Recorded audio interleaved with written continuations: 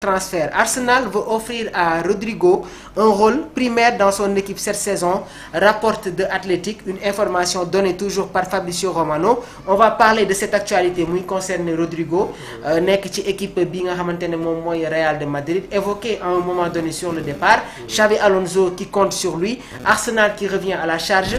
À quoi s'attendre réellement aussi sur la posture de l'attaquant brésilien? Bon, Rodrigo pour moi, bon, certainement il devra quitter Real. Il va avoir en tout cas le temps de jeu. Pas, oui, bien sûr, parce que je pense que l'arrivée de Mbappé a beaucoup handicapé certains joueurs madrilènes. Kylian Mbappé, son arrivée. Puisque l'année dernière, souvent, vous voyez exceller des joueurs comme Rodrigo, Vinicius.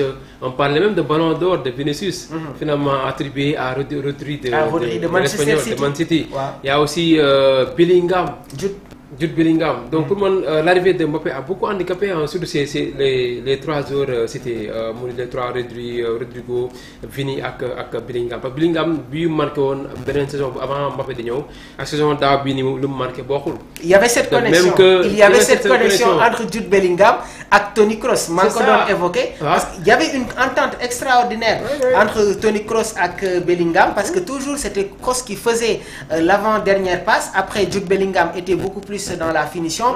Donc Taïdi, avec le schéma 3-5-2, est-ce que nous compliquons la tâche à Rodrigo? Parce que à chaque fois que Xavi Alonso s'innovait ce schéma-là, si kanam dañuy am ñaari attaquant. Et essayé nako match bi Vinicius Junior avec Gonzalo Garcia. Est-ce que Taïdi, si Xavi Alonso day continuer avec ce schéma à 3, Rodrigo comme ni nga ko waxé dina am un temps de jeu suffisant pour être dans la continuité? C'est surtout que buñu xolé tamit mondial bi déjà bi ngi ñëw. Té ñom ñep ku ci nek mondial bi ngi gën xalat. Exactement. Pour am ben temps de jeu sinon ba amul temps de jeu do dem surtout que xam nañ effectif Brésil nu mel. Brésil mom ya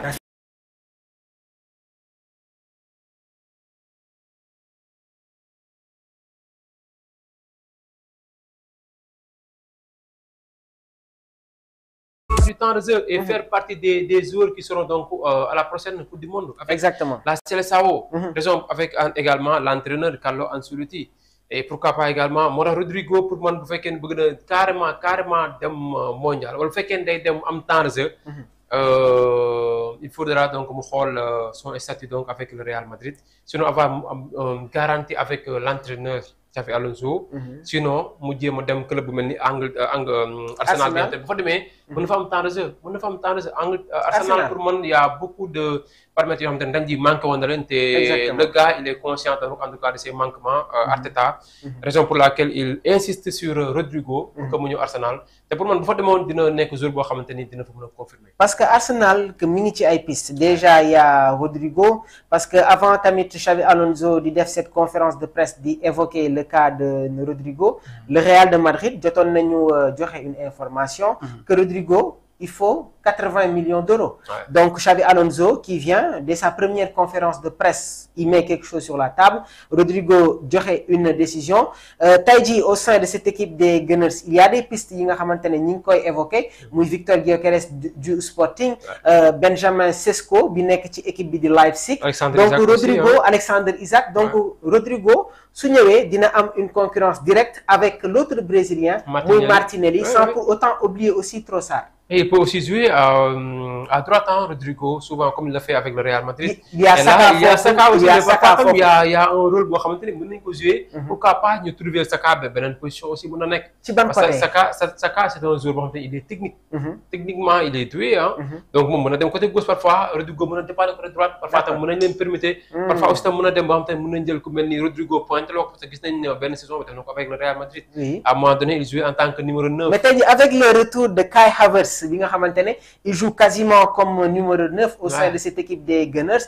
Est-ce que du ben risque tamit Rodrigo ñëw ci équipe bi di Arsenal parce qu'il y a la concurrence et tey jii man jàpp naa ne que Arteta ne fera pas trop de changements au niveau de ce milieu de terrain avec surtout l'arrivée de Zubimendi, Thomas Partey qui est sur le départ, Declan Rice, Martin Odegaard. Donc il y a la concurrence en attaque des Gunners tamit. Mais tamit pour remporter la Premier League, il faudra avoir un groupe assez étoffé. Oui. Arsenal tamit pour mu jéem a am dara ren ji xam na daaw deux années ngi nii ñuy dem ba. manque d'effectif la woon. C'est ça, manque d'effectif la woon. Par exemple s'il y a un blessé un joueur donc en tout cas qui est out boo xam te war a def 1 mois 3 semaines. 2 mois 3 mois donc hors des terrains et pour man boo ko remplace wala amoo benn derrière benn jour boo xam te ni capable na ñëw apporter quelque chose. donc finalement da ngay mujjee perte. si ay boy junior yi ngay mujjee dem di andi di te ñooñu dem assez d'expérience pour se rivaliser xam nga. avec les grands joueurs. pour man Arsenal tamit foofu la ñu war a comprendre carrément l'enjeu de la saison à venir pour jéem a renforcer étouffer l'effectif avec surtout également des joueurs confirmés te Rodrigo en fait partie. pour man bu ñëwoon day apporter benn plus-value boo xamante ni dina permettre Arsenal à ce que donc mën a jouer les grands rôles et pourquoi pas rivaliser avec encore une fois Liverpool et City. pour aller chercher le trophée de la Premier League.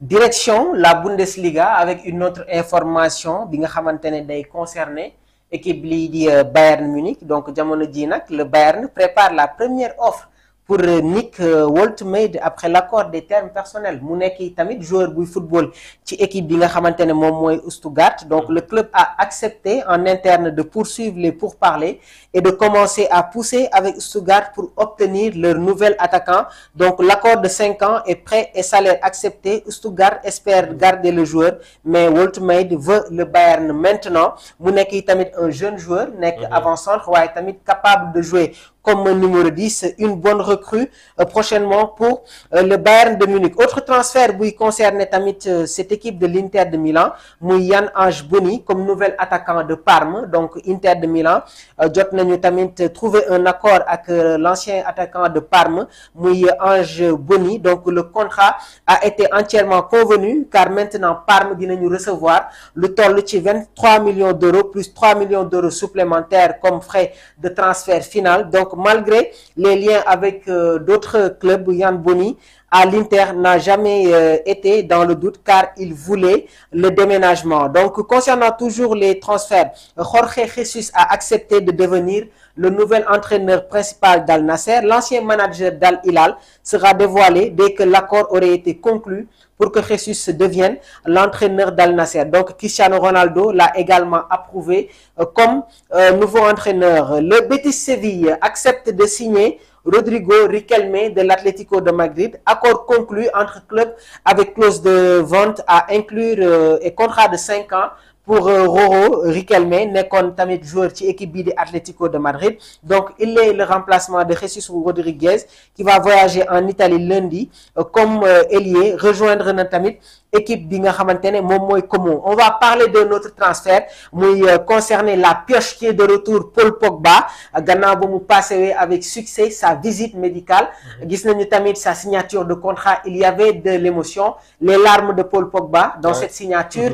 Lan ngay xaar ni tey jii sur tamit ce transfert bi nga xamante ne l'AS Monaco officialisé nañ ko, paire bi nga xamante ne on espère le voir entre Paul Pogba ak Lamine Camara. Ouais, on se expérimenté quand même Paul Pogba après quand même pratiquement près de 2 ans yoo xamante ni joué wul waaw. Ouais, c'était depuis 2023 si problème justice bi nga xam ne amoon na ko laataa ñu koy rétablir mu ñëwaat.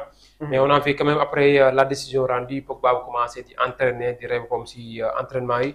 parce que jusqu'à présent boo gisee da nga yaakaar ni sax xale la alors qu'il a 32 ans. Exactement. Donc raison pour laquelle pour man Monaco def nañu recrue ba parce que man xalaatoon naa ko benn instant ne dafa nar dem Paris quoi parce que à un moment donné Paris mi ngi si doon wax tuuti. Exactement da koy dégg Paris. Mais est-ce qu'il n'y avait pas des risques parce que ñu bëri ñu ngi doon bàyyi xel sur son état de physique. Son état de forme est-ce que dina régulier, est-ce qu'il n'y a pas de risque des blessures ndax soo toogee 2 ans joué woo doo amagum rythme. Mais Paul Pogba bi mu simeekuwee def sa visite médicale même son préparateur physique était impressionné par l'état de forme de la pioche. Oui, parce qu'il a travaillé hein. dafa liggéey parce que waroo toog ba bañ ne décision bi génn léegi nga am club ñu lay utal club nga doo commencé liggéey.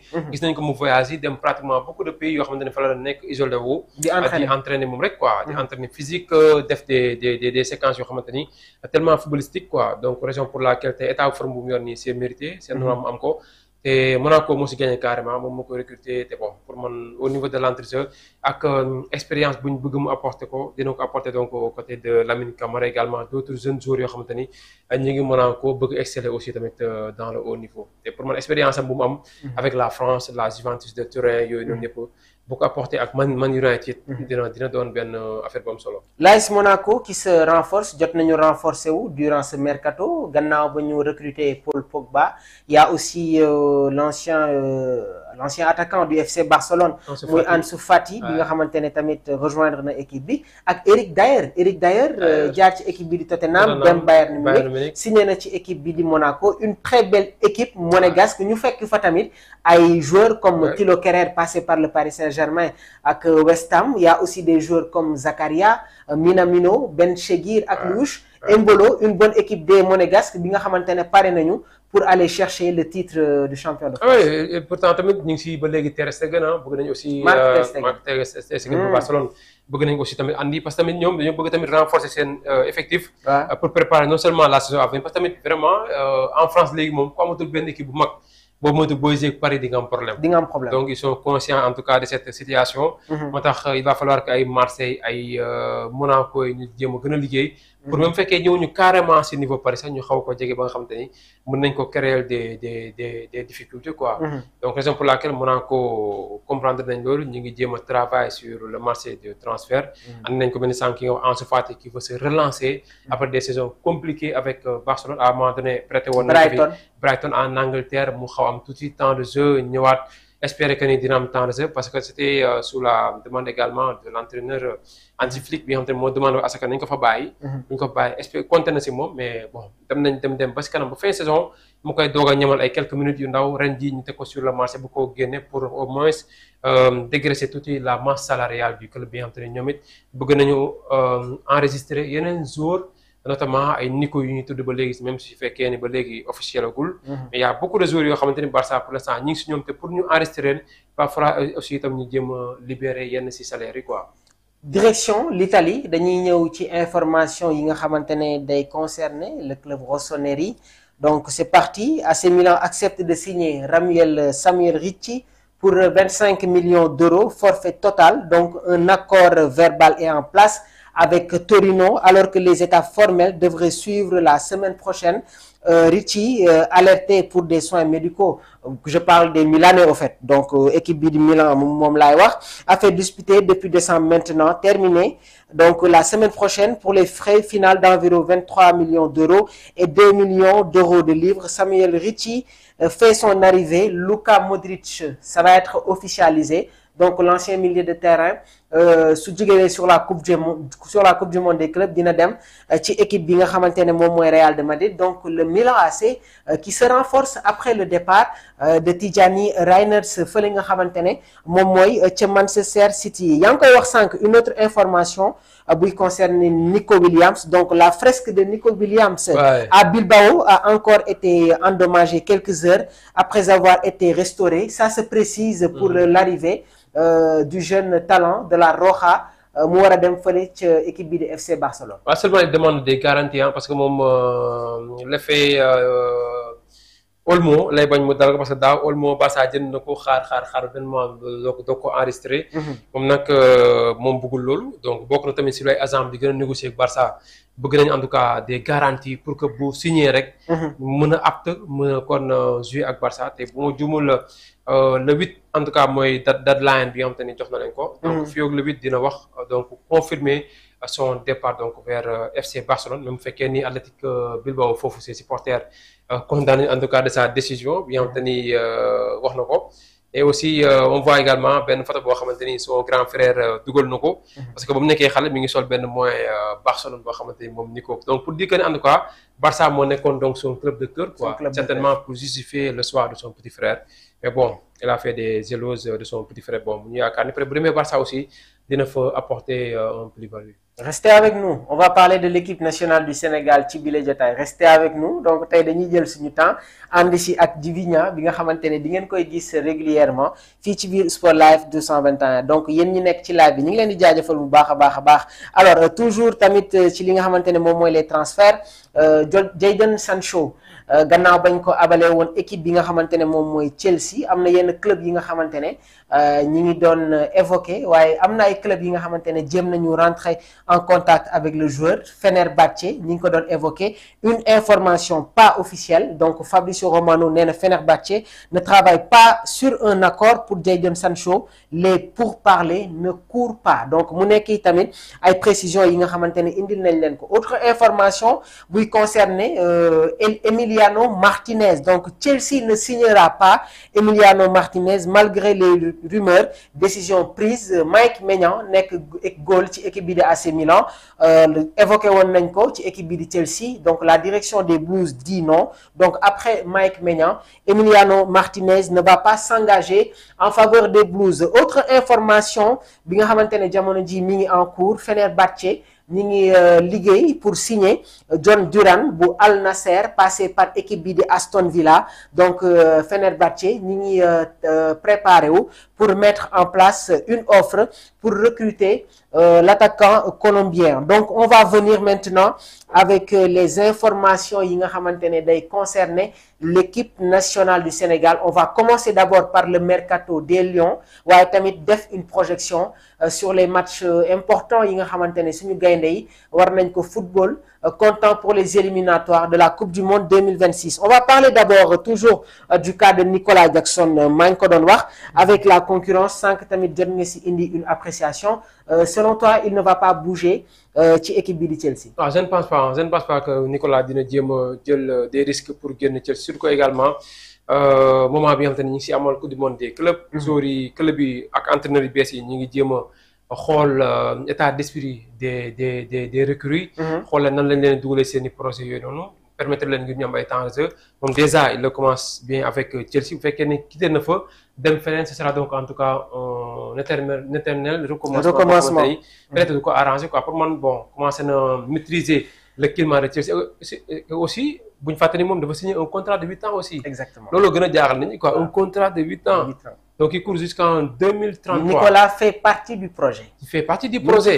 C'est ça. Enzo Fernandez. Même Enzo Fernandez, bi ñu ko évoqué dans le départ, Enzo Maresca a été très clair. Li mu wax mooy Enzo Fernandez, c'est un dirigeant de Chelsea. C'est ça, parce que dañoo miser carrément sur ñoom. Ouais, sur la jeunesse. Sur la jeunesse. Te Nicolas, il peut faire beaucoup de choses. Te pour man sa marge de progression des na lu bëri. Bon, certes nag fu ñu koy jëloo nii Nicolas nekkul foofu la tàmbalee bañ koy xool fii Casa Sport. Exactement. bi nekk Sénégal liggéey moom ñoom Youssouf Sabali. Youssouf Badji. Badji. Bi nga xam te ne moo mujjee woon dem en